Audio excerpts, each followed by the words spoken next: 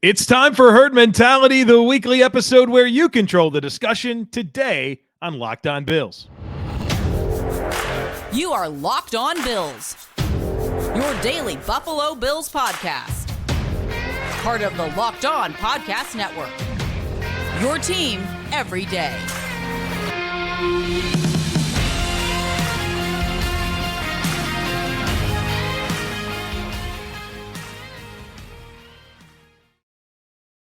What's up, Bills Mafia? It's Joe Marino, author of Go Bills and Buffalo's Run, also the co-host of the Locked On NFL Scouting podcast, and I'm your host of Locked On Bills.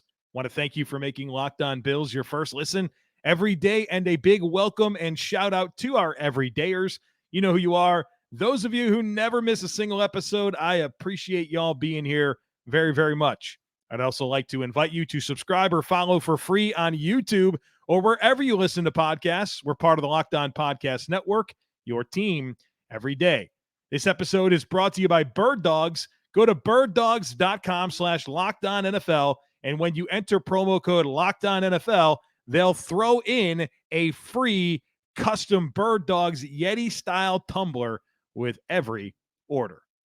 Well, folks, it feels like it's been forever since we've done Herd Mentality, and I'm very thankful that we get a chance to get caught up today on it, and I'm not fully caught up. There's still a lot of you that I need to get back in touch with, but the Bills have been busy, right? There's been a lot of news, a lot more news than you would expect for early June in an NFL calendar. So our programming has been disrupted, but that's okay, right? We want to talk about the most relevant things with the team, and so we've had to prioritize other conversations this week, and we get to Herd Mentality at the end of the week. So let's get to it. First one is a fun question here from Bub. Bub says, what would your favorite 2 or 3 formations look like on offense and defense with the personnel the Bills currently have? And this got my head spinning. And so I want to share my favorite personnel grouping on offense and my favorite personnel grouping on defense. And I really want to focus on offense, because there's an angle here that I think is really good that has been provoked in my mind based on this question. And so for the offense, for my eligibles, and so you have 5 offensive linemen and a quarterback. So you have 5 eligibles on a given play. And those for me, in my favorite iteration, would be Stefon Diggs, Dawson Knox, Dalton Kincaid, Gabriel Davis, and James Cook. And with that personnel on the field, I feel like I can really dictate terms. No matter what you put out there, you're going to be wrong. And where I get really excited is with James Cook. I think James Cook can unlock so much of this Bills offense. I think Dalton Kincaid can as well. But James Cook is the X factor here. And let me tell you why. You put that personnel on the field, again, Diggs, Davis, Knox, Kincaid, Cook, and you can go to the line of scrimmage with a run look. And if you like the look that you get, run the ball. But you can also motion James Cook out of the backfield and put him in the slot. And all of a sudden, you are in a beautiful situation to just go out, if you're Josh Allen, and pick your best matchup. There will be a mismatch. If your eligibles are Diggs, Davis, Kincaid, Cook, and Davis, there's going to be a matchup problem for the defense. And so you go up to the line of scrimmage, you got a run call, you like the look, run the ball. You don't like it, motion James Cook out, go empty, create mismatches everywhere. Because between Cook, Kincaid, and Knox, you're going to get a linebacker on one of them, if not 2 of them. And that's not going to be a good matchup for that linebacker. And so that's what I really like. I think the whole conversation we've had about Dalton Kincaid is really, really good, about 12 personnel, what he can mean from the slot. All of that's awesome. But when you layer that with James Cook and that versatility to run the football and play receiver, that's where you can really put defenses in conflict. And so, yeah, it is about Dalton Kincaid, but it's also about James Cook as that X factor. Defensively, my favorite idea for the defense is my NASCAR package, my pass rush situation, long and late downs. My edge players are Von Miller and Leonard Floyd. And then I have Greg Rousseau and Ed Oliver rushing from interior gaps. And you are going to be in good shape with that. I mean, you've got really dynamic athletes, a lot of length, a lot of twitch and quickness, guys that can bend and win off the edge. And I just love the idea of getting Greg Rousseau more involved as an interior pass rusher. That's one of the big objectives that I would have. If I'm Sean McDermott, I'm taking over this defense. Greg Rousseau rushing the B gap is going to be a big thing. Going to be a very big thing, especially when you have a healthy Von Miller to go with Leonard Floyd. Rousseau's going to rush interior gaps all the time. Him and Ed Oliver, that could be a real problem for defenses. And so for offenses. So that's the personnel group that I get excited about defensively when it comes to that front line. I mean, your back seven a lot of times is going to be static. I know you can get creative with what you can do with Taylor Rapp, but it's the combinations up front that really intrigue me. Next one here comes from Adam. Adam says, I read a lot of the Bills should sign DeAndre Hopkins just to keep him away from Kansas City type tweets. And I was wondering how you feel about that, particularly signing a player just to keep making a rival team from signing said player. So I want to answer this through the lens of what you're saying. Okay, that idea that you should sign a player just to keep him away from another team, but also want to take this opportunity to talk about DeAndre Hopkins because I do think the ship has sailed. I mean, teams are not lining up to sign DeAndre Hopkins. He's going to take his first visit, and that's to Tennessee. Obviously, Mike Vrabel, their head coach, has time with him from their mutual time together in Houston. And he'd help Tennessee. They need help at receiver. They need a veteran receiver. Houston has some interest. Maybe Cleveland has some interest. But teams are not lining up. And what I mean by that is the Chiefs and the Bills, right? They're not all in on going after DeAndre Hopkins. Now, I think Green Bay should be hot on the trail. I think Cleveland should be hot on the trail. You should, but to your point about, or your question about whether or not I would sign a player just to keep him off of another team, I think the Bills and any team that operates intelligently should sign players because it's the right player for your team, not to play defense. If that player can help your team in a way that's meaningful, that would make sense for the contract you'd have to give him. That should be the criteria for deciding if you're going to sign a player or not. And I think through this process, again, bringing it back to DeAndre Hopkins, the Bills and Chiefs are more than willing to let this play out. They already have. They didn't trade for him. He's been released. He's a free agent. He could sign anywhere. And you let DeAndre Hopkins take this time right now to see what's out there, and then he can decide. He can decide if he wants to go get the most money and play for a team that's not going anywhere, or if he wants to take less money and take the deal that Kansas City or Buffalo can offer him and have a chance to win. We're going to find out what Hopkins' priorities are. But I would only sign players if I thought it was the right player for my team, not to keep him off of another team. Steve says, I'm writing this on Monday morning with your Ed Oliver episode paused midstream. You had just mentioned how many double teams Ed faces. It would appear the Bills have always had real confidence in Ed, but maybe more help was needed on the D-line. Well, we signed Poona Ford recently and now Leonard Floyd for the edge.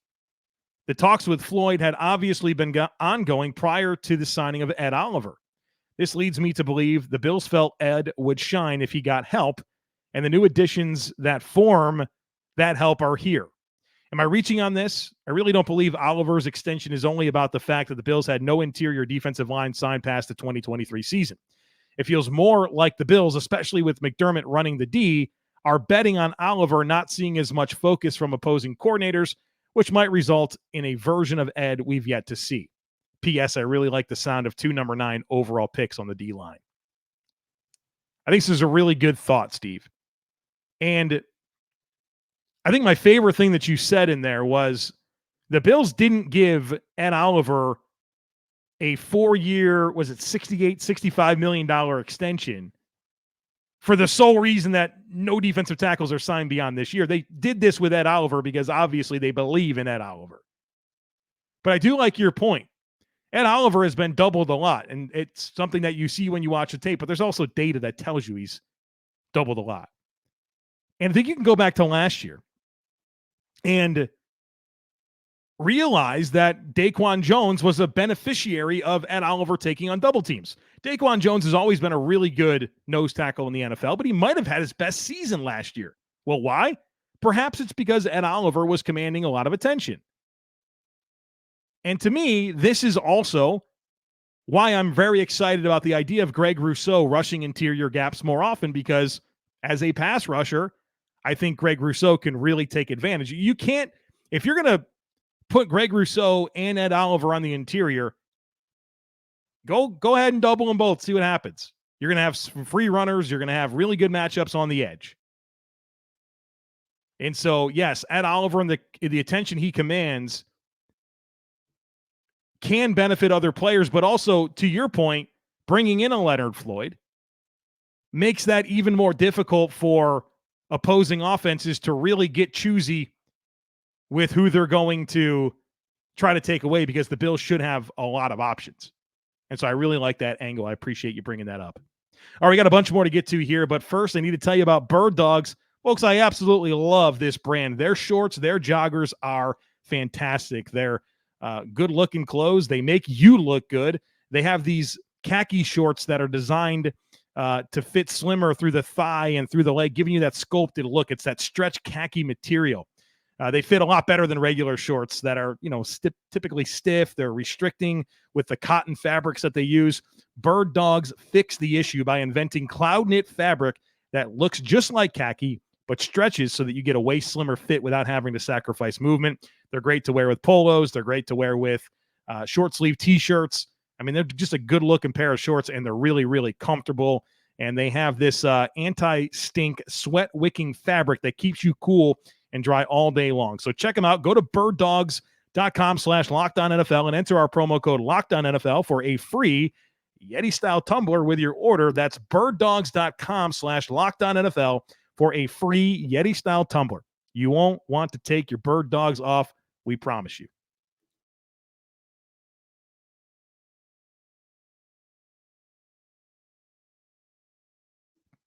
The next one today comes from JM. JM says, I wanted to ask you about the Leonard Floyd signing. I'm curious why they signed him to just a one-year deal.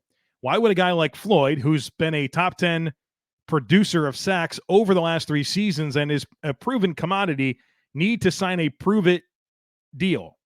Are there any benefits I'm missing to the one-year deal as opposed to locking him up at a reasonable price for the next 2 or 3 seasons?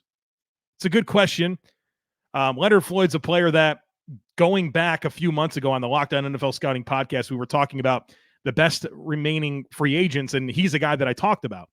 And I have been surprised that there didn't appear to be a little bit more there for Leonard Floyd in terms of a multi-year deal with a sizable commitment. But I would say most likely this is the type of deal that Leonard Floyd wanted to sign, right? He only probably wanted a one-year deal. He made it clear in his press conference that he wants to win. That's his top priority. He left money on the table. And so it's great to want to go out and get a bunch of money and have multiple years of stability. But if you want to play for a contender like the Bills, there's only so much they can offer you. And I think Brandon Beane has kind of hinted at that in his press conferences and saying, look, they can take the deal that we can offer or not, right? And so I think this is more about Leonard Floyd being amenable to what the Bills can offer and pay him, and obviously comparing that to what other opportunities exist out there and say, you know what, give me that one-year deal from Buffalo for $7 million that could be worth up to $9 million, and that's probably going to be my best chance. And then you go to the Bills, you get playoff checks, got a chance at a Super Bowl. There's a lot that goes into it, right? And sounds like he'll be really happy in Buffalo, getting to play with Von Miller and some of his other teammates that he used to have with the Rams. And so, maybe Leonard Floyd was looking for that type of deal, but it wasn't from the type of team that he wanted to play for. And he had to kind of go with what the Bills could offer him. And, maybe the Bills didn't want to get overly committed there either. So I would guess that it's a combination of a number of things. But the fact that he was a June signing is a pretty good indicator of him being really choosy and having different priorities. And this is the type of deal that he was comfortable with and the Bills are comfortable with. Charlie says, I've seen and heard a lot of talk about Dalton Kincaid and how he needs to have a certain amount of snaps or targets in year one. While I understand where those sentiments come from, I think it's a bit too much to expect in year one. Yes, he's a first-round pick. Yes, they gave up the same assets to acquire Kincaid as they did for Stefon Diggs, but let's remember, Kincaid is a rookie, and Diggs was already an established star in the league when he was acquired. While I hope Kincaid becomes a 100-target guy at some point during this 5-year contract, I think it's a bit of a stretch to expect that all in his rookie season. I do too, Charlie, and I think I've been one of the champions of the idea that Dalton Kincaid needs to be the Bills' number 2 option in the passing game, and that would be about a 100-target-a-year guy. Through that, my communication has never been that it's a year one thing. I'm not that unreasonable. My commentary has always been, okay, it needs to start to happen in year one where there's a ramp up, and kind of as the season moves along, he gains more and more market share and kind of is trending towards being a high volume piece of the offense. But that 100 target threshold is not what I'm looking for in year one. That's more of a year 2 and beyond expectation. And so I don't want to wait forever. And I don't like the part of your question where you say at some point during this 5-year contract. You know, I want to see that happening towards the end of this season and especially in 2024. But yeah, if your expectation right now is for Dalton Kincaid to step into this offense and get 100 targets, I think you have a very unreasonable expectation for any rookie player out there. Dan says, how the heck did Roger Saffold make the Pro Bowl last year? I think that's a good question. I know he was an alternate, but still, wasn't his performance in 2022 widely regarded as subpar? Was it just because he's a vet and they were looking at career stats as opposed to yearly? Do you have any insight, legit or not, as to how the voting process works? Yes, I do. Well, you acknowledge there that Roger Saffold made the Pro Bowl, but he was an alternate. In fact, he was a second alternate. So how does Pro Bowl voting work? Well, for the actual Pro Bowl roster, it's 1/3 fan vote, it's 1/3 player vote, and it's 1/3 coaches vote. But as far as alternates, the league is not very transparent on how alternates are chosen. And there's a lot of rumblings from credible sources that say that alternates are chosen exclusively through the player vote. And so with that in mind, it becomes a popularity contest, and players are probably going to vote for their friends or teammates more than they would, guys that are actually deserving. And so I think that's probably what happened there with Roger Saffold. I know he was terrible last year, but I spent some time around the Bills and had a chance to talk to Roger Saffold. The guys love him, right? And his performance was not good enough, but I think he's well liked by the Bills, and he's got friends on the Titans. He's got friends on the Rams. He's a respected guy across the league, and so he probably got a little love, or maybe not a little love, a lot of love because of that. Justin says, I know I've preached pass rush has failed us every year in the playoffs, which it has, but I think the elephant in the room is what can the offense do when opposing teams take away Diggs? They need to evolve in this area, and drafting Kincaid, finding better wide receiver 3 options is a start, but let's figure out a run game with running backs in January and February. Do this, and we get over the hurdle. Your thoughts, and thank you. Well, I'd agree with that to an extent. I don't think it's any one thing that why the Bills have had disappointing playoff losses. I think it's a number of things. Defensively, they've had major letdowns in those elimination games. At times, it's been not having another option in the offense. There's been times where maybe it has been the run game and not enough consistency with what they can do offensively. I don't think it's any one thing. It's a combination of things, and some of it's just misfortune, right? 13 seconds, you just goofed. I don't know. You go back to 2020, the AFC Championship game. I don't think the Bills were as good as Kansas City. They were going to need to have a rare type outing to win in that game. And Diggs and Beasley were battling injuries in that game, if you guys recall. 2021, 13 seconds. I don't know that the run game would be any different there. And certainly Gabriel Davis more than took advantage of the Chiefs taking away Diggs. In 2022 playoff loss to the Bengals, I mean, maybe it's the run game, but there's a lot more than just the run game that contributed to those losses. I don't think it's any one thing, but they're all valid things to bring up as we've seen a bunch of frustrating playoff losses now over the last 4 seasons, really dating back to Houston, where you blew a, 18-0 halftime lead. So hopefully the fortunes flip around for us in 2023.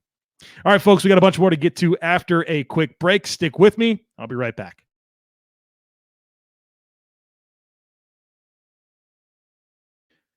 All right, we got some more to get to, but first I would like to invite you and tell you about the Locked On Bills subtext community, something new that we're offering over the last month or so, and it's been really fun to this point. There's a link if you're interested in it to join in the show notes for today. So if you're on YouTube or wherever you're listening to this podcast, you can see a link in today's show notes. Here's what you get. You get one-on-one text conversations with me. That's easily my favorite part, going back and forth, being able to answer your questions, get to know you guys better. That's awesome. I've really enjoyed that and appreciated that opportunity. You get priority when it comes to herd mentality. Literally all the questions today that you're listening came from Subtext subscribers. We have some exclusive things, regular mass texts, which break down some thoughts that I might have or my first reaction to all Bills news. And that's been happening a lot. So when they signed Leonard Floyd or Cameron Dantzler or extended Ed Oliver, my first take went to the Subtext subscribers. So check it out. Again, a link to join in the show notes for today. And again, nothing changes with the normal delivery of this podcast, just an extra layer of engagement for anybody who might want it. All right, the next one today comes from Drew. Drew has a good question. He says, it's great to hear about all these additions. It seems like the Bills are continuing their streak of building a team stronger than the year before. Is this common? Is football a zero-sum game where every offseason half the teams think they got better and half think they got worse? Or are most fan bases optimistic like we are that their team gets better every single year? I would say that it's not common for a roster to objectively improve year over year like the Bills have. I think you go back to kind of that 2018. The 2018 roster was worse than the 2017 roster, and that was by design. But if you go 18 to 19, 19 to 20, 20 to 20, 21, 21 to 22, 22 to 23, it's been better every single year. And so, no, that's not true for most teams. The Bills are spending big. Beane is squeezing every ounce of cap space and opportunity that he can into this roster. If you don't think Brandon Beane's all in, well, then you're not paying attention. And I'll tell you what, Bruce Nolan, on his episode on Thursday, part of the Buffalo Rumblings podcast feed, the Bruce exclusive podcast, he did a really good job of making sure that you knew that Brandon Beane's all in. He is. And that comes with or without DeAndre Hopkins. The Bills are absolutely trying to squeeze every ounce of talent that they can into this depth chart. One of the things that I'm doing on my other podcast, Locked On NFL Scouting, my co-host Kyle Krabs and I, we are going through every single team. We're doing roster reviews. And, you know, we're categorizing every single player. We're watching tape. We're getting familiar with the league and making sure that we have the right expectations going into the season. And one of the fundamental things that we're doing in the process of evaluating every roster is we're asking ourselves the question, are they better? Is this team right now better from a roster perspective than they were coming out of 2022? And the answer is not always yes. It's not. And every team is at different points in their life cycle and they make different decisions for different reasons.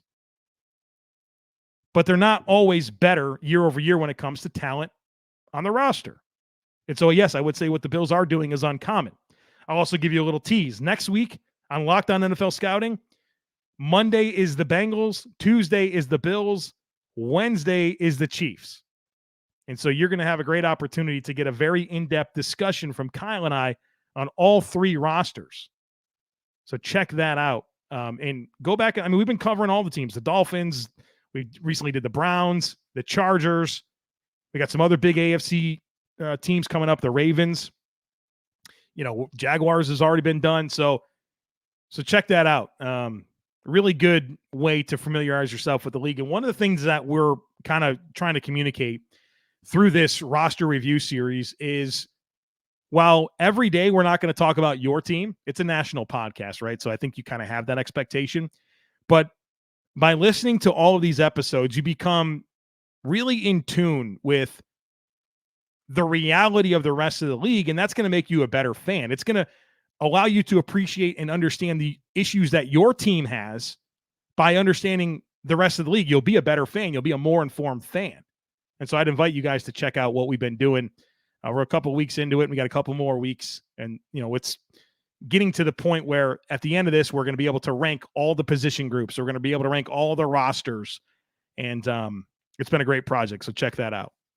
Next one here comes from Derek. Derek says, considering that Brandon Beane currently has his deepest offseason roster ever, combined with the fact that he likes to flip players for picks before roster cutdowns, do you see Beane being able to trade away some of our excess talent and would-be cuts this offseason? If so, what players are candidates and what do you think the return will be for them? I have this fantasy dream scenario where we stockpile picks and it gets so big of a pile that we're able to go get Marvin Harrison Jr., the wide receiver from Ohio State, in the draft next season. Crazy, I know, but I'd love to hear your thoughts.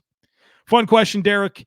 I think in your question, you basically gave the answer. This is the deepest offseason roster the Bills have ever had. Brandon Beane likes to flip players for picks before roster cutdowns. Yes, I do think that he's going to have ample opportunity to do those types of trades. I think the tradable assets will really depend on camp battles, and there's going to be a ton of camp battles this year. But I look at position groups like offensive tackle, interior offensive line, edge, corner, maybe safety, maybe receiver. And you could see a lot of potential for movement. Now, we're not talking about big returns. We're talking mid to late day 3 picks. We're talking Cody Ford type deals, the stuff he's been doing. And so I would just keep that in mind. We're probably talking about a bunch of day 3 extra picks. That's going to give the Bills some ammunition to probably move up in earlier rounds and maybe do some in-season trading if they need to. As for the Marvin Harrison comment, I've scouted Marvin Harrison Jr. this summer. He's unbelievable. An absolutely unbelievable talent. I think he's a top 3 type player. And as fun as that would be for him to be a Bill, that's going to be tough for a number of reasons. Obviously, you're going to have to trade way, way, way up. But you also have to find a partner that's picking really, really high that wants to move back, but wants to move back really, really far. Typically teams, when they're picking 3, 4, 5, they only want to move back to like 9 or 10. They don't want to move back to like 32 or 31 or 30 or 29. So you're going to have to really, really give up some stuff to get up there. Let's just say the Bills are picking 30 next year, to get to like 3, you're probably going to have to give up like 3 first-round picks for that and more. And so you have to ask yourself some hard questions, but Marvin Harrison is absolutely a special, special football player. Last one today comes from Sean. Sean says, for herd mentality, do you think Brandon Beane made more of an investment in starter-capable running backs due to the 17th game and an increase on wear and tear? Perhaps some teams will carry more running backs now because of the exponential increase in wear and tear over the years. Sean, I think that's very logical, very possible. There is a lot of veteran depth, starter caliber depth on the Bills roster, and James Cook, but then also Damian Harris, Latavius Murray, Nyheim Hines. It's a pretty deep backfield. And I think the 17th game and, wanting to make sure that your horses are ready to go for the playoffs matters. And that's probably a big motivating factor as to why Beane has loaded up on these players, but also probably learning a lesson. They rolled with this combination of Devin Singletary and Zach Moss for a number of years. And I think Devin Singletary panned out pretty nicely, but not really Zach Moss. Maybe he'll be a good player for the Colts, but I think he's learned something from, all right, well, can we just have a couple of rookies on rookie deal or a couple of young players on rookie deals and that be our backfield? I like the ideology, but I think you need a little bit more there in terms of veteran presence. And he's certainly done that now with James Cook as your, young player on a rookie deal, but he's surrounded by very established players in Damian Harris, Latavius Murray, and Nyheim Hines. So I think it's a combination of kind of learning from the construction of previous running back rooms, but also, hey, look, a lot of football to be played, a lot of wear and tear on running backs. Let's load up and make sure that we have a full stable of horses. All right, folks, that's it for today here on the podcast. It's been a great week. It's been a really busy week. Next week's going to be fun. There's mandatory minicamp. So we should get a lot of information coming out of One Bills Drive. Obviously, hope to hear from Stefon Diggs. That'll more than likely happen next week, as well as other prominent players. We'll get good practice reports. So a lot to get to next week on the podcast. Don't miss anything. Make sure that you're subscribed. Would love it if you took a second to rate, review, and share the podcast. Have a great rest of your day. Go Bills. Look forward to catching up with you again on Monday.